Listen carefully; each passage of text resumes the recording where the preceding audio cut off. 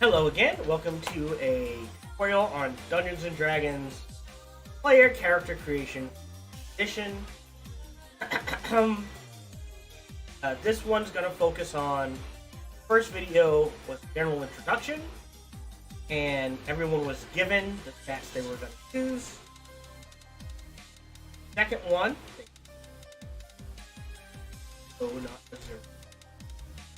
was 4d6 method on character creation. So basically, you roll 4d6, drop the lowest, add the rest together. That gives you one number to put into it. You do it until you have a number for every stat. You figure it out from there. This time, we're going to use what is called the point buy system. This is probably, in the d6 and this, they're probably the most common way. I would say the two of them are probably the most common ways to create a character. The way the point buy system is, set this up, 10, 14 point.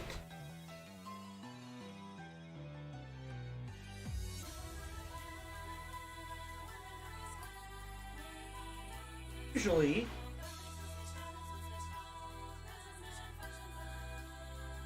and usually 17, 18.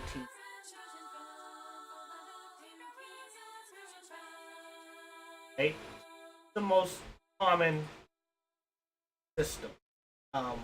What's going to be different is whether they start you at 8 or 10. When I use this system, I always start from 10. What this basically says is, I'm going to get, we'll say, 25 points. I can spend those points, increase a given stat. So, we're going to make a tiefling paladin. So, we're going to just start everything at 10. Like I said, that is what I usually do. It's usually about a 50-50 split. Someone will start you at 8. 4 points. 8 then. We're gonna start at 8. And we're gonna increase our points to say 30. I doubt this is gonna work very good. Alright, so to go from 8 to 14 is going to cost me 6 points. 1 for each point. 8 to 9 is 1, 9 to 10 is 1, 10 to 11 is 1, and so on. Okay? So, let's get everything up to 10. It's going to be 12 points gone right there. Boom. So now we're down to 18 left. And then from there, I want a decent constitution with 14. And I want a decent charisma as a paladin. There's another 4 points. 8 points. Now we're down to 10. If I want to bump up Constitution 15, that's going to cost me points. If I want to bump it up to 16, 4 points. To go from 16 to 17 is going to cost a total of 7 points. 17 is by itself, plus the 4 previous. And that's how you figure out where you're spending your got 10 left. Like doing damage. That a 12. The dex low. And low. That leaves 8. Alright. I can split that evenly. Constitution and charisma. Boom, and now we're out of points. 30 points, this is the character this is all we're looking at. We actually haven't even looked at our race yet. I have messed that up. Paladin. Okay. So, next thing we're going to do is look at our race. Tiefling, this doesn't count towards the points increase, just intelligence by 1. That is now an 11. Charisma by 2. Now at 18. Boom. Nice. Right, and you will never have a start at level 1. You will never have a character with any stat greater than. I'm gonna leave that there. All right. Now we figured that out. So now we figure out our bonuses. Strength. 10 is 0. 3 and 11 is 0. 10 is 0. 18. 4. In these stats, what does that tell us? Well, these are our strength save, base strength saves from 0, 0, 3, 0, 0, 4. Right? Now we fill out our base skills. Athletics 1, Dex, Intelligence 0, Wisdom 0, Charisma 4. We're deceptive, intimidating, good at performance, and very good at persuasion. We haven't even added our proficiency. Okay. Boom. Now we've looked at our race, stats, balance to that. Using the way we want it to be. Now we're going to look at our class, the Paladin. Paladin, first thing we look at, our proficiency bonus. That in. Boom. Alright, so now we have our proficiency. We go look at our hit points, D10, get a bonus from we do is level 1, so that would be 30 hit points. Next, we're going to look at our proficiency. Tells you everything. Saving throw proficiency, wisdom, and charisma. Wisdom, we can do. Charisma, we can. That gives us our saving throw for those. Final total. Unless we level up, we're getting magic items. Passive perception initiative of 0. Now we look at what skills we can add. Sight, intimidation, medicine, perception. I am going to pick religion. I'm going to add 2 to that. Final total. And persuasion. I'm going to add 2 to that. Good at persuading people. Those are our final stats. Again, boom, from there, you can pick out what, as a paladin, you can pick out what god you worship, what you have, backstory you have, what equipment you have, all that good stuff. Right? And that takes the longest, and again, you should do that with your game master, dungeon masters, whatever you want to call them. Okay? Just a quick guide. And as you can see, once you get used to it, so our first video took, almost 30 minutes. Our second video took, I think 15 minutes. And now this one has taken 10. So the more you do it, the quicker it gets. And it's very simple. Just to make a basic level 1 character. Figure out what your basic stats are going to be. Fill that in. Then you look at your rate. Alright, put that adjust. Then you figure out your bonuses.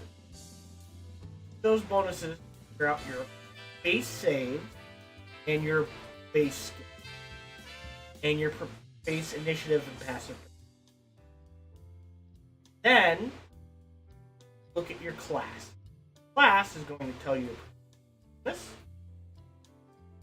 Usually a 0, a 1, or a 2. Okay? And then that, add that to where it says you can add it to. Look up your class and right, and that will give you your total for saves, all your skills. I'm sorry. Yeah, no, and then all your skills. It tells you what saves you, proficient, what skills you're proficient.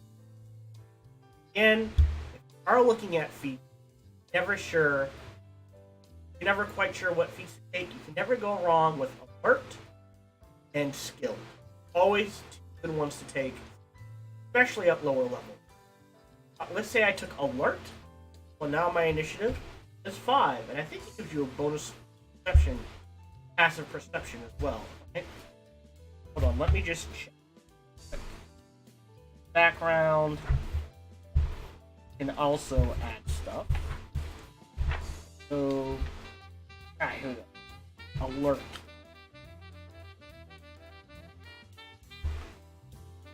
So it gives you 5 to initiative. So boom. Even though my dex is 0, I have a +5 to initiative. While you are conscious, you can never be surprised. And other creatures don't gain advantage on attackers as a result of being hidden from you. So that one feat is actually really good. And really good pick for level 1. But you don't have to, again, figure out what character you want to make after you figure out where the numbers are. Right? And now I'm going to talk about being a DM for just a little. So we use the point buy system. As a DM, you want to do this, figure out how many points to give. Easiest way to do it is, alright, I want them to generally have 116, 114, 12s, and 2 10s. Right? We're starting at 8. There's 2 points there, 2 points there, 4 points there, 4 points there, 6 there, and there's 10 there. So what is that? Boom. So if we're starting at 8, that is rough, really? Or 28 points. I obviously did not go that spread. But if I'm starting from 8, that is a decent spread of points. You're not too overpowered, not too underpowered. It's a good starting point. That is why when I did the first video of, alright, these are the stats the DM gave us. This is how I'm putting them. It doesn't make an overpowered character. It doesn't make a really weak-powered character. If you're a DM, what you do is you sit there and figure out what is the ideal stat placement you want them to have. Figure out what you're starting from. In this case, we decided 8. Right?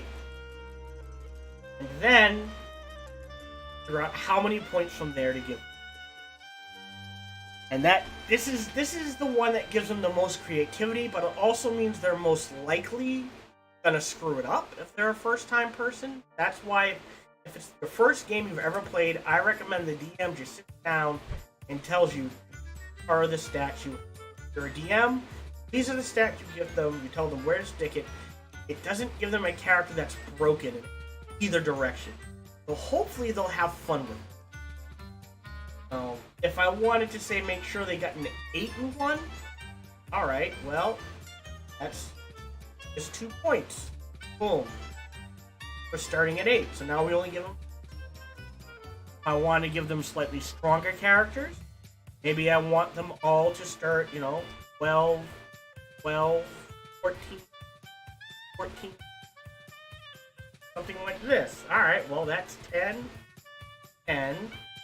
6, 4, 4. Boom, I'm going to give them 40 points. And see how they make characters with them. So, it gives a lot of control. But, there's a chance they can mess it up.